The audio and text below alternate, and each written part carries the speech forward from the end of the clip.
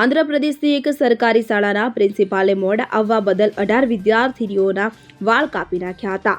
ત્યારે media reports અનુસાર principal ગુસ્સામાં આવી ગયા અને સજા તરીકે વિદ્યાર્થીઓના વાળ કાપી નાખ્યા ઉપરાંત તેમને તડકામાં ઊભા રાખી માર માર્યો હોવાનું જાણવા મળી આવ્યું છે।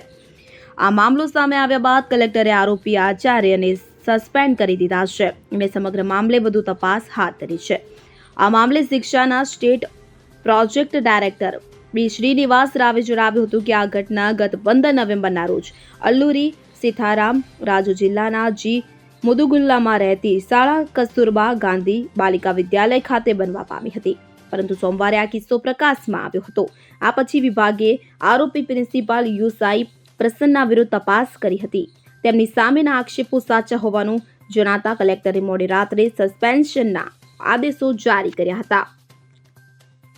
Bureau report CN24 news. હવે જુઓ દેશ દુનિયાની તમામ ખબરો તમારી આંગળીના ટેરવે।